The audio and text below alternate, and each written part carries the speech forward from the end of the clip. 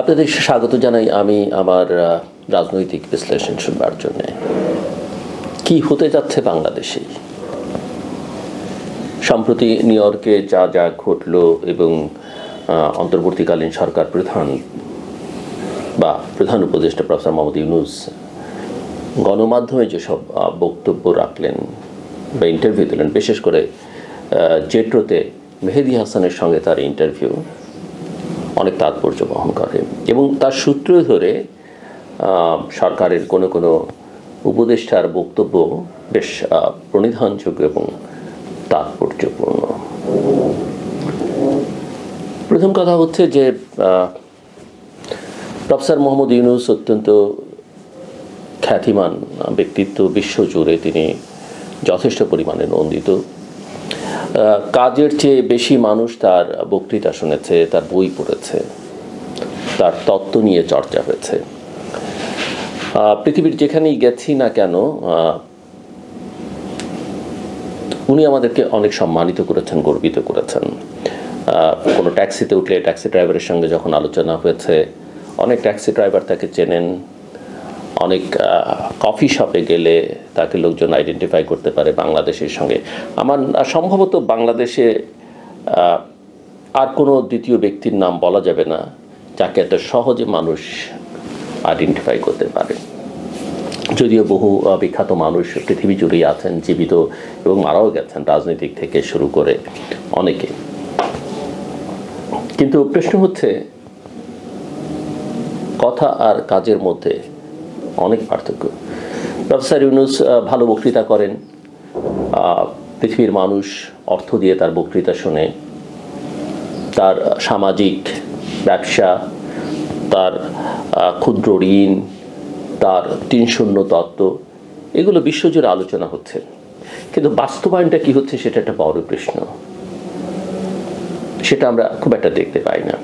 মেহেদী তাকে যখন জিজ্ঞেস করছেন যে মানুষ তো ডেমোক্রেসি চায়, মানুষ তো দ্রুত নির্বাচন চায়, মানুষ তো অনেক কিছু নিয়ে হতাশ, উনি বলছিলেন যে মানুষের চাওয়ার কোনো শেষ নেই। বাংলাদেশের মানুষ এবং সব এখনই চায়। একজন নাগরিক হিসেবে আমি ওনার এই কথায় খুব আহত বোধ করেছি। আমার বিবেচনায় বাংলাদেশের মানুষের চাওয়া খুবই সীমিত, খুবই সীমিত। মানুষ এখানে খেয়ে পরে বাঁচতে পারলেই সন্তুষ্ট থাকে। এখানকার যারা উদ্যোক্তা শ্রেণী আছে তারা থেকে শুরু করে যে কাজ করুন না কেন, বাংলাদেশের মানুষ সরকারের দিকে তাকিয়ে থেকে কিছু করে না, সবাই নিজেরটা নিজে করে। বিশেষ বিশেষ মুহূর্তে যখন মানুষ তার অধিকার খর্ব হয়, মানুষ খানিকটা নৈরাজ্য দেখে, যখন তার ভোটাধিকার মানবাধিকারের পরিস্থিতি খারাপ হয়, তখন মানুষ একটু ফুঁসে ওঠে, কথা বলতে পারে না। যখন এর বাইরে মানুষ তেমন কিছু সরকারের কাছে চায় না, শুধুমাত্র কিছু নীতি সহায়তা। কখনো কখনো সেটা মানুষ পেয়েছে সরকারের কাছ থেকে, আমি সব সরকারের কথাই বলছি, কখনো কখনো সেটা পায়নি।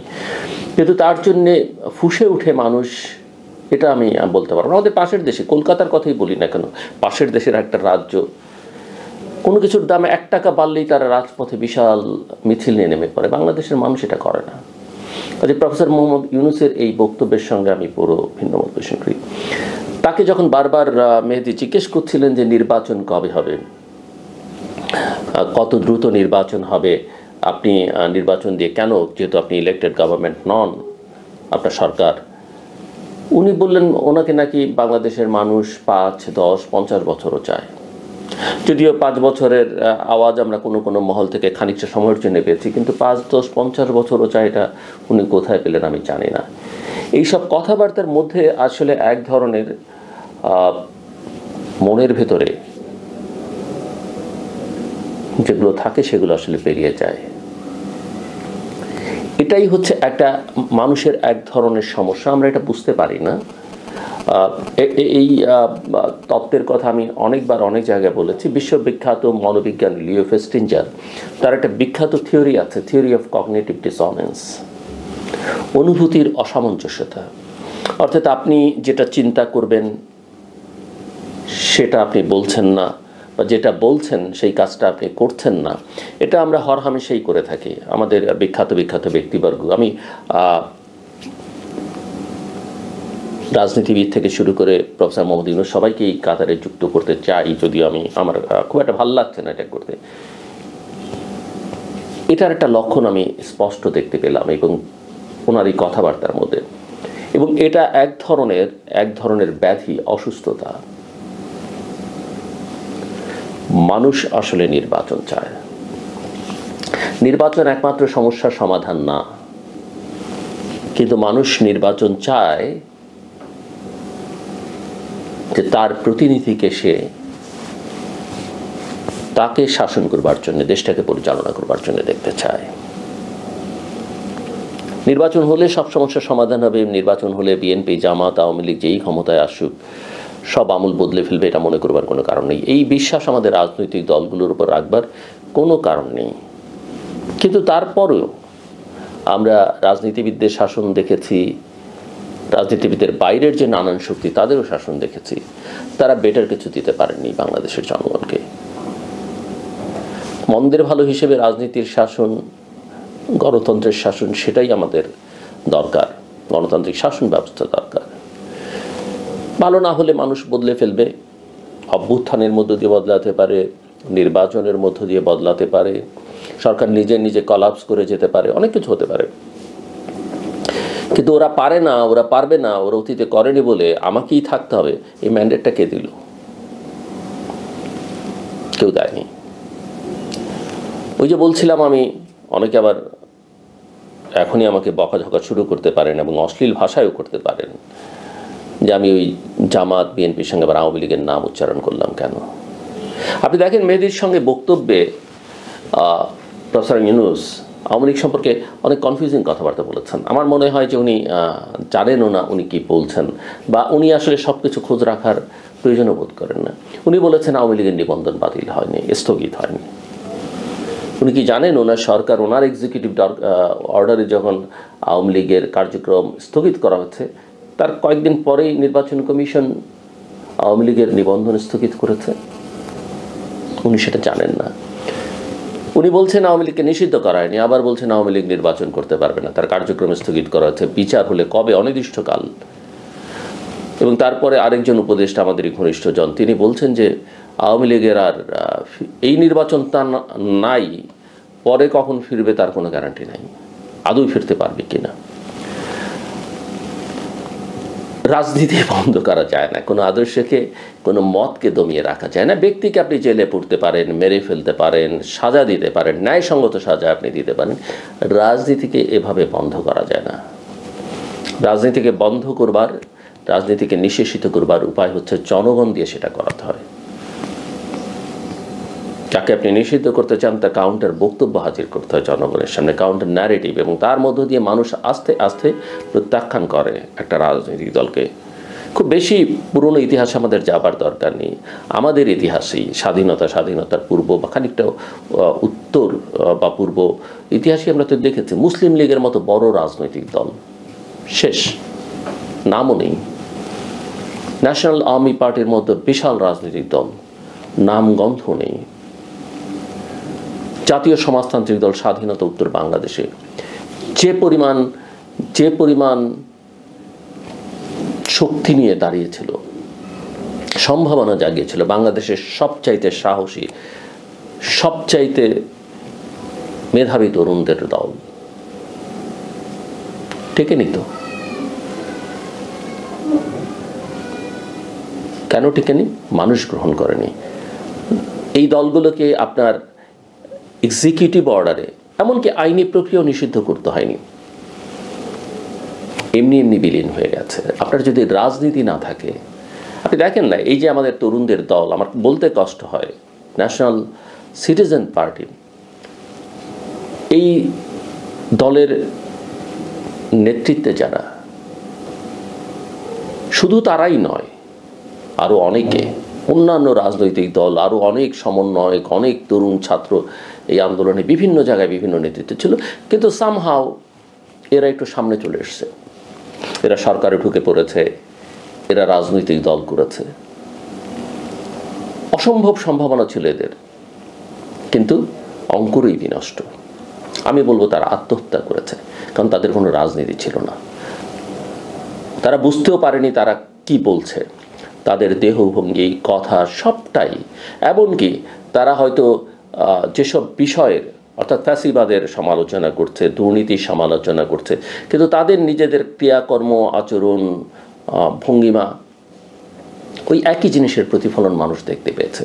এবং তারা একটা ভালো কি রাজনীতি করবে সেটাও জনগণের সামনে পরিষ্কার করতে পারেনি, বিলীন হয়ে গেছে। আমি তো মনে করি আওয়ামী লীগকে নিষিদ্ধ করার দরকার নেই। আওয়ামী লীগ নিয়ে এত আওয়াজ না দিলে এবং আওয়ামী লীগের জন্য দরজাটা ওপেন রাখলে আওয়ামী লীগ বরং আরো বেশি ক্ষতিগ্রস্ত হতো। কারণ মানুষের মনে আওয়ামী লীগের প্রতি যে ক্ষোভ, ঘৃণা জন্মেছিল,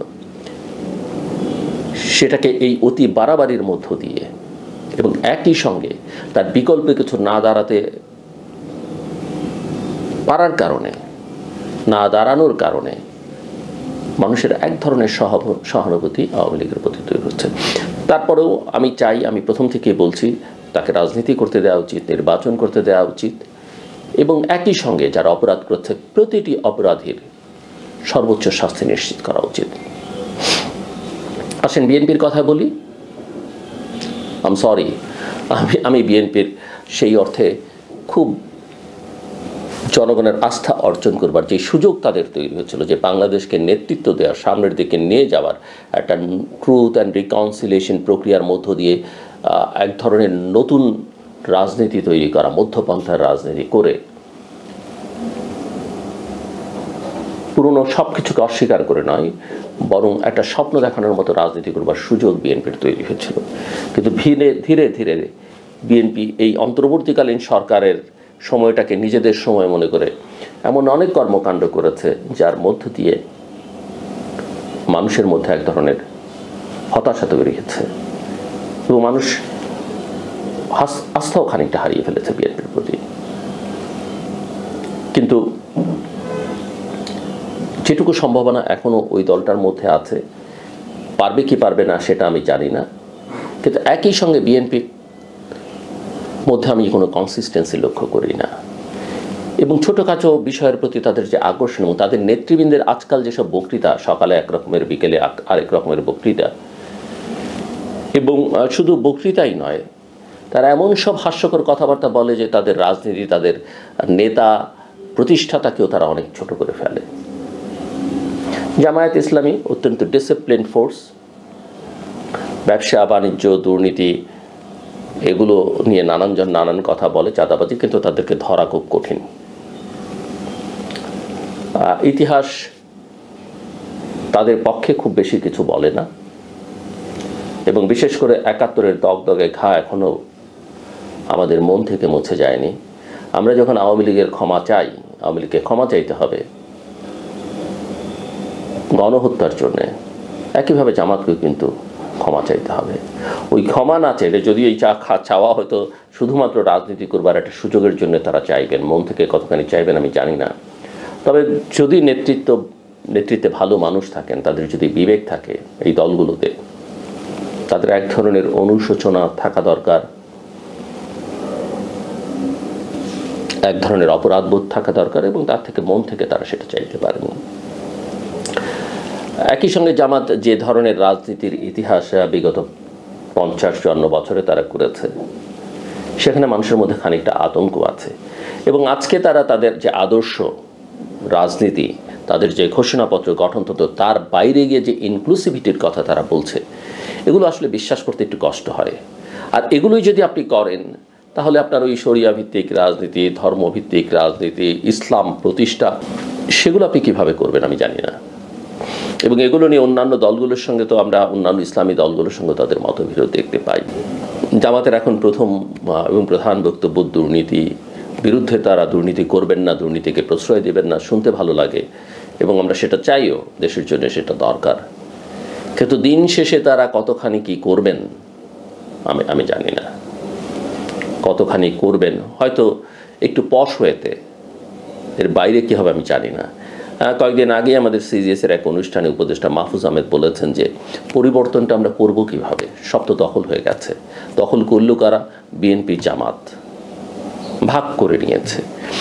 এই যে দখল করার প্রবণতা, এই যে আপনারা বিএনপির মতো অথবা বিএনপি জামাতের মতো এই যে 6টা মাস 1টা বছর অপেক্ষা করতে পারলেন না স্বাধীনভাবে একটা অন্তর্বর্তীকালীন সরকারকে, যদি মাহফুজের অভিযোগ সত্য হয়ে থাকে, আর আমরা তো নিজেরা নিজেরা কিছু বুঝি, তাহলে আপনাদের এই আগ্রাসী খাই খাই মনোভাব, এটা তো মানুষ ভালোভাবে নেয় না। অপরাপর রাজনৈতিক দল, এই যে ছোটোখাটো বাম ডান যেগুলো আছে, এগুলো নিয়ে আমি খুব একটা আলোচনা করতে চাই না, কোনো ভবিষ্যতে দেখি না। জাতীয় পার্টি 14 দল, তারাও ওই অন্যান্য দলের মতোই, এদের নিয়ে আমি খুব একটা আশাবাদীও নই। তবে আমি মনে করি সকলকে রাজনীতি করতে দেওয়া উচিত। একই সঙ্গে আমি মনে করি বড় দলগুলো যেগুলো আছেন, তাদের এই জোটভিত্তিক রাজনীতি আসলে তাদের নিজেদের রাজনীতির ক্ষতি করে, দলের ক্ষতি করে, এবং শেষ পর্যন্ত ছোট দলগুলোরও ক্ষতি করে। আমি আগে একটা ব্লগে পরামর্শ দিয়েছিলাম যে এই অ্যালায়েন্সদের, বিএনপি বা বড় দলগুলো পারে তাদের নিজ নিজ মিত্রদের নির্বাচন করতে তাদের ফান্ড থেকে কিছু টাকা দিয়ে দেয়, তারা আলাদা নির্বাচন করুক। কারণ না হলে হয় কি, ওই বড় দলের যে নেতাটি দীর্ঘকাল ধরে একটা কনস্টিটিউয়েন্সিকে নার্সিং করছেন, তিনি ক্ষতিগ্রস্ত হন, ভোটাররা ক্ষতিগ্রস্ত হন, তারা একজনকে পছন্দ করে, একটা দলকে পছন্দ করে, একটা মার্কাকে পছন্দ করে, একজন ব্যক্তিকে পছন্দ করে, তাকে না দিয়ে চাপিয়ে দেয়া ওই অ্যালায়েন্সের একজনকে বা মিত্রশক্তির একজনকে ভোট দিতে হবে, যিনি হয়তো ওই এলাকারও নন বা তার হয়তো দুজন সমর্থক নেই, সেটা ওই ভোটারদেরকে হতাশ করে, এবং এই ছোট দলগুলো আসলে কোনোদিন দাঁড়াতে পারে না। আমার পরামর্শ ছিল যে আপনারা তাদেরকে ফান্ড দেন, তারা তাদের মতো রাজনীতি করুক, তারা গণতন্ত্রের সংগ্রামে তো সবাই ছিল, যারা দল করে না তারাও তো ছিল, আমরাও ছিলাম।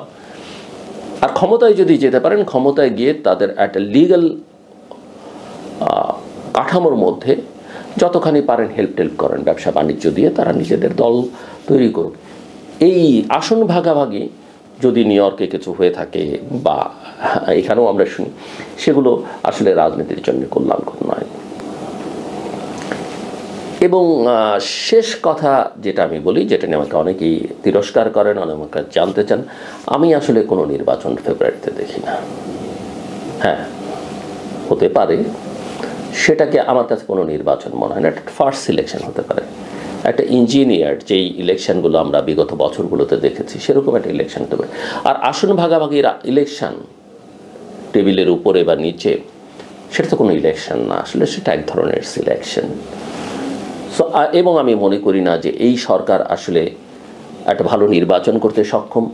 সরকারের নিরপেক্ষতা নিয়ে আমার মধ্যে প্রশ্ন আছে, এবং হয়তো আপনি বলবেন এনসিপি তো লস্ট কেস, একদিন না হয় বোঝা গেছে এনসিপিকে সরকার সমর্থন করেছে, এখন কাকে সমর্থন করছে বা করবে। জামাতের সঙ্গে সরকারের ঘনিষ্ঠতাটা বোঝার চেষ্টা করুন। কিন্তু জামাত ভেরি স্মার্ট পলিটিক্যাল পার্টি, তারা ওইভাবে কিছু বলে টলে না, যত বেশি আগ বাড়িয়ে আবার বিএনপি এই সরকারকে তুষ্ট করবার চেষ্টা করছে। এই সরকারি সব, একে সমর্থন করতে হবে। এরা আগে বলতো এরা অনেক খারাপ কাজ করছে, এখন বলে সব ভালো কাজ করছে, আবার বলছে তাদের প্রতিষ্ঠাতা জিয়াউর রহমানের প্রতিচ্ছবি নাকি প্রফেসর মোহাম্মদ ইউনূসের মধ্যে দেখা যাচ্ছে। সো আমার মাথায় আসলে এগুলো ধরে না। আপনারা আমাকে যতই বকাঝকা করেন, আমার মনে হয় যে গত কয়েক বছর ধরে আমি যেটা বলবার চেষ্টা করছি, একটু সময় লাগলো, সব ঠিকঠাক মতো মিলছে।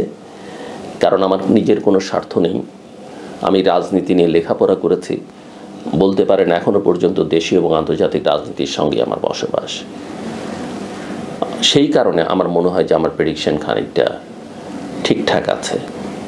আমি জানি এই কথা বলবার পরে আমাকে খোঁচা মারবার জন্য কেউ কেউ বলবেন, আপনি তো বলেছিলেন জঙ্গি হামলা হবে, এটা হবে, ওটা হবে, হয়নি। আমি যে সময় বলেছিলাম সেই সময় হয়নি, কিন্তু হবে না বা সেই প্রক্রিয়াটা যে চালু নেই, এটা আপনি বলতে পারেন না। আমি মনে করি বাংলাদেশ একটা ভয়ঙ্কর আবহর মধ্যে আছে, খুবই ভোলাটাইল সিচুয়েশন, যে কোনো সময় যে কোনো কিছু করতে পারে। দেশে যদি একটা ভালো শাসন ব্যবস্থা না থাকে, দেশে যদি একটা ভালো সরকার না থাকে, এবং তারা যদি ঐক্যবদ্ধ না থাকে, আমি বলি না যে আওয়ামী লীগ, বিএনপি, জাতীয় পার্টি, জামাত, বামপন্থী, ডানপন্থী সবাইকে এক হয়ে যেতে হবে, এটা হওয়ার দরকার নেই, দুটো দলেরও এক হওয়ার দরকারই। কিন্তু দেশের স্বার্থে আমরা যদি এক থাকতে পারি, এবং যে কোনো বিপদে, বিশেষ করে বহিঃশত্রুর সঙ্গে যে কোনো সমস্যায় আমরা যদি এক সুরে মোটামুটি কথা বলতে পারি, যত বড় শক্তি হোক না কেন কেউ আমাদের কিছু করতে পারবে না। কিন্তু মাথায় রাখতে হবে অনেকের নজর আমাদের দিকে আছে, এই দেশটার দিকে আছে আমাদের ভূ রাজনৈতিক অবস্থানের কারণে।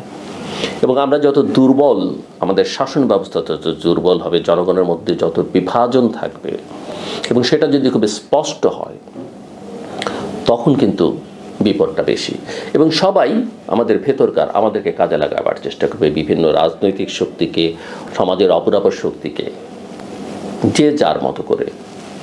আপনি তাদেরকে দোষ দিতে পারেন, দোষ দিয়ে লাভ নেই, সে তার স্বার্থে কাজ করবে। আসুন আমরা আমাদের স্বার্থের দিকে তাকাই, আমাদের দেশটাকে রক্ষা করবার চেষ্টা করি, এগিয়ে নিয়ে যাওয়ার চেষ্টা করি। বহু মানুষ, 30 লক্ষ মানুষ 71 এই দেশের জন্য জীবন দিয়েছে। গত 54 বছরে বিভিন্ন পর্যায়ে বহু মানুষ গণতন্ত্রের জন্যে, মানবাধিকারের জন্যে, অধিকার প্রতিষ্ঠার জন্য, এই দেশটির জন্য জীবন দিয়েছে। আমরা তাদের প্রতি আমাদের শ্রদ্ধা এবং কৃতজ্ঞতা জানাই এবং তাদের স্বপ্নকে বাস্তবায়ন করবার চেষ্টা করি। আমার কথা শুনবার জন্য অসংখ্য ধন্যবাদ। আপনাদের সবার জন্য শুভকামনা।